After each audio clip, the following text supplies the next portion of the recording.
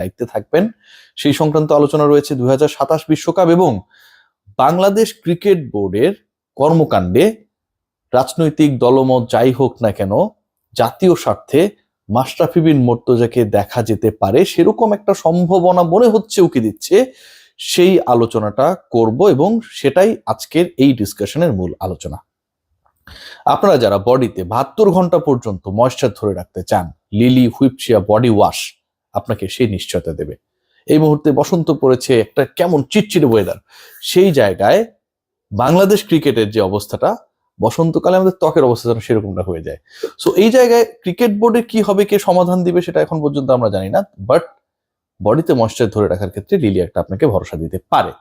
দেখুন, বাংলাদেশে নতুন সরকার গঠিত হবার অপেক্ষায় রয়েছে বাংলাদেশ ন্যাশনালিস্ট পার্টি, আপনারা সবাই জানেন বিএনপি, তারা বিশাল জয় লাভ করেছে, ল্যান্ডস্লাইড যে জয় পেয়েছে, এই জয়ের ফলে বাংলাদেশের রাজনৈতিক ভবিষ্যৎ নিয়ে যে অনিশ্চয়তা ছিল, যে দমবন্ধকর অবস্থা ছিল, টু বি ভেরি অনেস্ট, সব জায়গায় কেমন যেন একটা থমথমে অবস্থা, কেউ ক্লিয়ার ছিল না যে আসলে আমরা কোন পথে যাচ্ছি, কোন দিকে যাচ্ছি, কি হবে আগামীকাল, কি হবে 1 মাস পরের বাংলাদেশটা কেমন হবে, সেই সবকিছুর উত্তর সবশেষ ত্রয়োদশ জাতীয় সংসদ নির্বাচন দিয়েছে।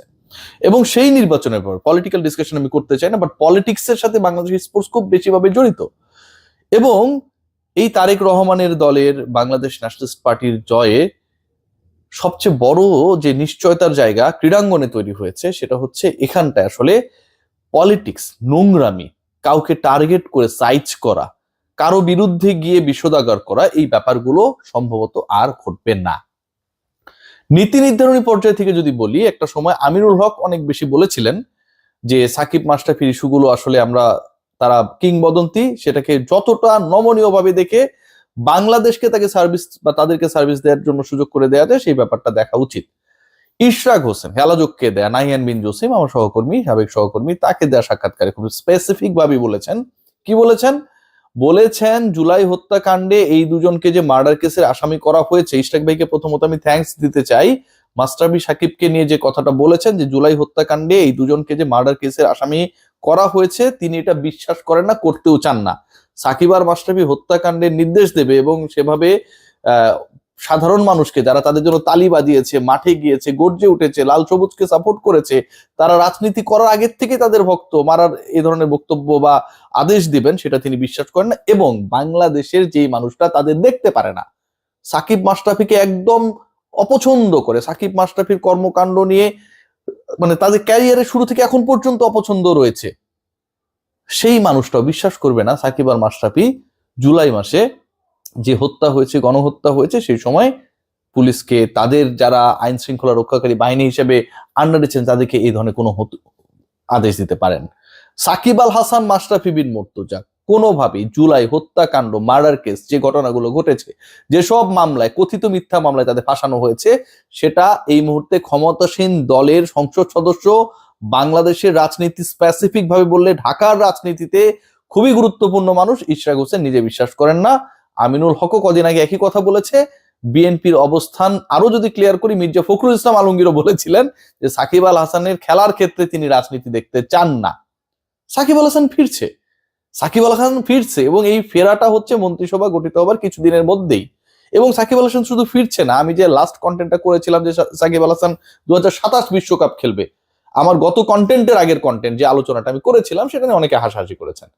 এবং এরপরে ডেইলি সানের রিপোর্ট হয়েছে, অন্য যে পোর্টালগুলো সব জায়গায় রিপোর্ট হয়েছে, সাকিব আল হাসান 2027 বিশ্বকাপ খেলতে যায়। সো আমি যেটা বলেছিলাম জেনে বলেছি।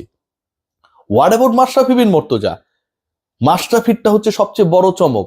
দেখুন, সাকিব আল হাসান যদি আওয়ামী লীগের সাবেক এমপি হবার পরে জাতীয় দলে আবারও ফিরতে পারেন, জাতীয় দলের হয়ে আবারও খেলতে পারেন, জাতীয় দলের হয়ে 27 বিশ্বকাপ, যে কোনো ক্রিকেট টুর্নামেন্টের সর্বোচ্চ আসরে খেলার প্ল্যান সেট করতে পারেন সাবেক এমপি হবার পরেও, তাহলে সাবেক এমপি হবার পরেও সাকিবের থেকে তুলনামূলকভাবে আরো বেটার ইমেজের মাশরাফি বিন মুর্তজা কেন ভাই বাংলাদেশের ক্রিকেটের স্বার্থে কাজে লাগবেন না, বা তাকে লাগানো হবে না?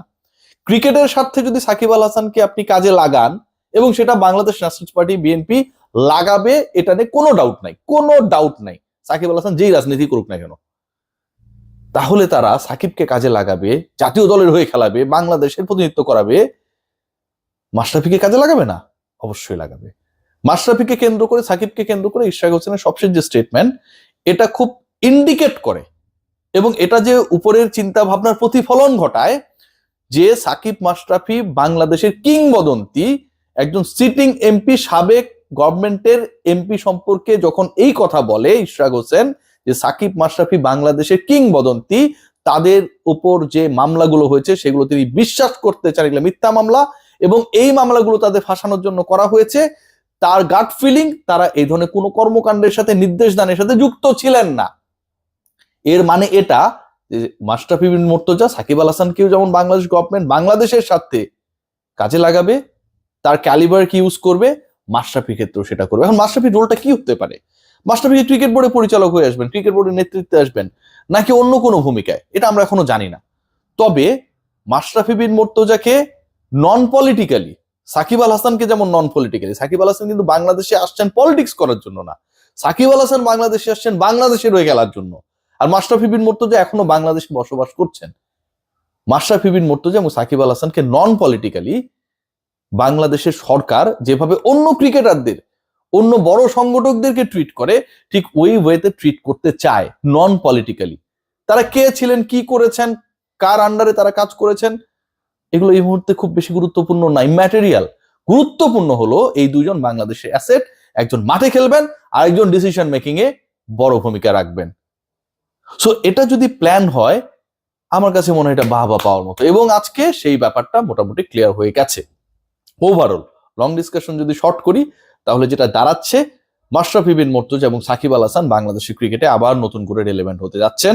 মাশরাফি বিন মুর্তজা, সাকিব আল হাসানকে কেন্দ্র করে যে বিতর্ক বিভিন্ন সময় তৈরি হয়েছে, নতুন গভর্নমেন্ট ফর্ম করার আগ মুহূর্তে সেই ব্যাপারে বাংলাদেশের ক্রিকেট এবং ফুটবলের, ইনফ্যাক্ট ক্রীড়াঙ্গনের গুরুত্বপূর্ণ দুজন ব্যক্তি এবং সরকারের গুরুত্বপূর্ণ দুজন ব্যক্তি স্টেটমেন্ট দিয়েছেন। তারা জানিয়েছেন সাকিব মাশরাফির ক্ষেত্রে যে হত্যা মামলা হয়েছে সেটা তারা বিশ্বাস করেন না, এবং যেহেতু তারা এটা বিশ্বাস করেন না, তারা কিংবদন্তি, তাদের সসম্মানে তাদের রোলটা প্লে করতে দেওয়া উচিত বলে তারাও মনে করেন।